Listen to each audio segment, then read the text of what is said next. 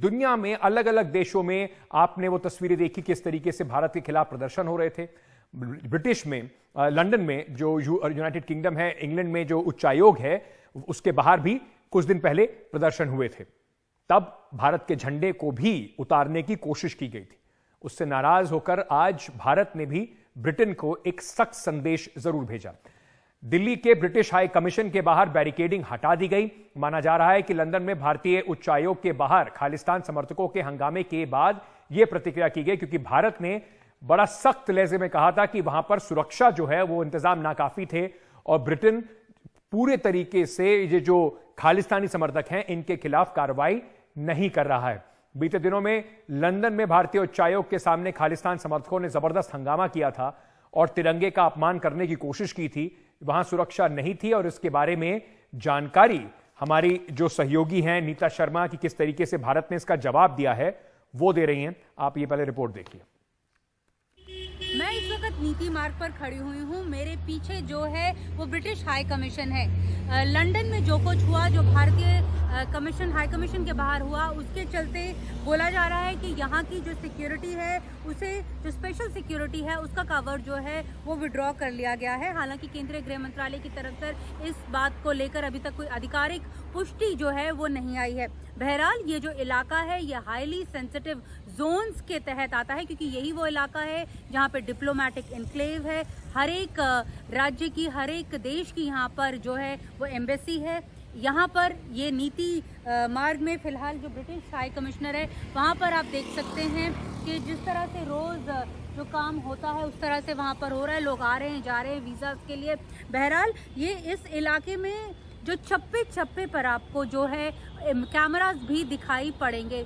हर एक जो एक पोल है, जितने भी इसके एंट्रीज हैं उसके ऊपर अगर आप कैमरास देखें, अगर जितने भी वहाँ पे आप अगर ध्यान से देखें तो वहाँ पे आपको कैमरास जो हैं वो दिखाई पड़ेंगे। इसके जो दूसरी तरफ है अशोका होटल है, तो यानी ये पूरा का पूरा इलाका एक जो है वो सेंसिटिव जोन है। अगर यहाँ से सिक्योरिटी या बैरिकेड जो जिस तरह से खबरें आ रही हैं वो हटा ली भी गई, तो लेकिन जो एक इंटेलिजेंस है, जो टेक्निकल इंटेलिजेंस है, उसे जेनरेट करने के लिए इस इलाके में फिलहाल जो है हर एक जगह कैमरा जो है वो लगाए गए हैं।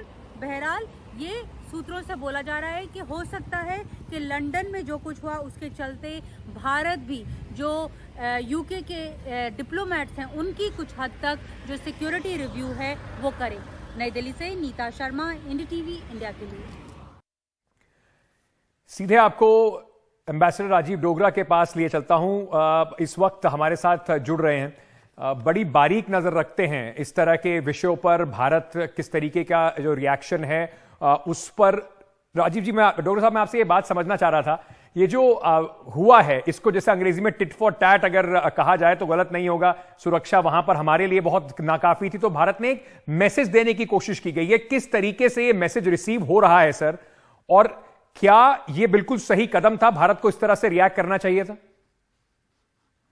Firstly, it's good to be on your show, Ankit. Thank you, sir. It's always a pleasure. अब मैं हिंदी में बात करूंगा।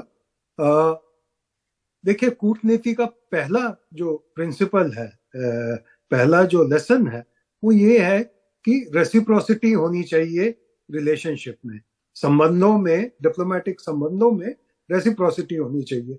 अगर आप चाहते हैं कि आपके 25 डिप्लोमेट एक कंट्री में हों तो दूसरी कंट्री का भी हक बनता है कि वो भी पोस्ट करे 25 डिप्लोमेट। अगर आप चाहते हैं कि ये सुविधा देनी चाहिए दूसरी कंट्री को, तो दूसरी कंट्री का भी हक बनता है आपसे डिमांड करने का कि हमको भी ऐसी सुविधा देनी चाहिए। तो भारत जो है जरूरत से ज्यादा सिक्योरिटी दे रहा था ब्रिटिश हाई कमिश्नर के घर के आगे और ब्रिटिश हाई कमीशन के दफ्तर के आगे, जबकि हमारी जो सिक्योरिटी नीड्स हैं, चाहे वो टेररिज्म रिलेटेड हो, VIP सिक्योरिटी हो या जो भी हो, वो ब्रिटेन से बहुत ज्यादा हैं। तो ब्रिटेन ने आज तक कोई ऐसी परवाह नहीं की कि हमारे जो डिप्लोमेट्स हैं या जो हमारी डिप्लोमेटिक प्रॉपर्टीज हैं या ऑफिसेज हैं उनको कोई आंच ना आए। आपको याद होगा, महात्रे हमारे एक डिप्लोमेट थे जिनको मारा गया।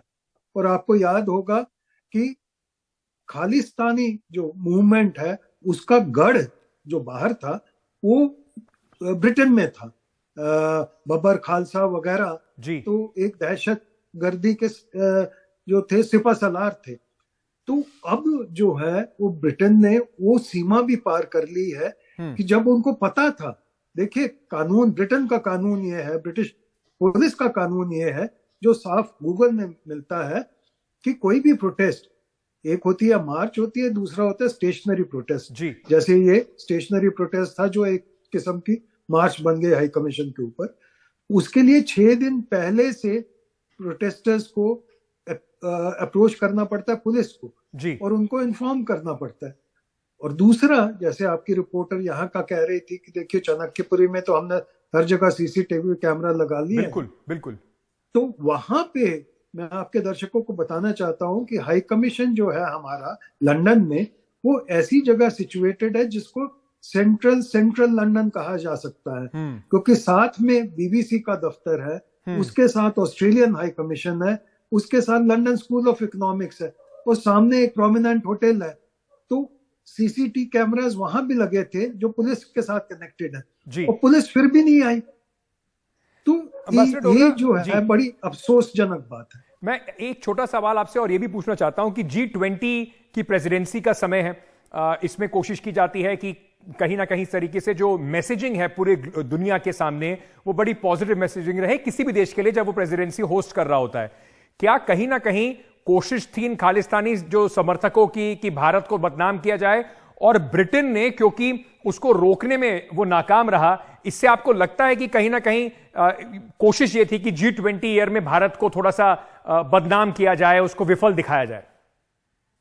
देखिए कुछ भी हो सकता है, क्योंकि जो इंसिडेंट हुआ है और जो साइमल्टेनियसली हुआ, एक साथ हुआ है, ऑस्ट्रेलिया से लेके कनाडा और यूएसए तक, उससे चिंता बढ़ सकती है। पर ये जो 2020 रेफरेंडम है, G20 से बढ़कर जो खालिस्तान का 2020 रेफरेंडम था, ये तो काफी सालों से प्लान था और 2020 में होना था, पर कोविड के कारण पोस्टपोन हो गया और पिछले साल के आखिरी महीने में कनाडा से शुरू हुआ और अभी कुछ दिन पहले ऑस्ट्रेलिया में हो रहा था।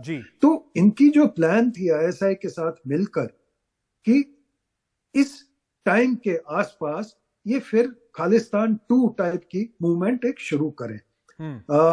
अब कितनी ये सक्सेसफुल होती है ये तो डिपेंड करता है कि पंजाब की जनता कैसे इस पे रिएक्ट करती है। अभी तक तो पंजाब की जनता ने बहुत बहादुरी से और बहुत खुले शब्दों में कहा है कि हमारी कोई इसके साथ सहानुभूति नहीं है, बिल्कुल, और इनको क्रश करना चाहिए। ये आपने बहुत जरूरी बात कही, और ये डिस्टिंक्शन जो है जो लोग इस पर देख रहे हैं उनको भी ये समझ में आना चाहिए कि कुछ तत्व हैं, जैसे एम्बेसडर डोगरा बता रहे थे, ISI समर्थक तत्व हैं जो बाहर ये मैसेजिंग की कोशिश जरूर कर रहे हैं, पर अपने खुद के देश में इसको शायद वो फर्टाइल जमीन मिल नहीं रही है, क्योंकि पंजाब में मैं खुद 2 दिन तक वहां था, शांति बिल्कुल बनी हुई है। एम्बेसडर डोगरा, बहुत बहुत शुक्रिया हमारे साथ जुड़ने के लिए।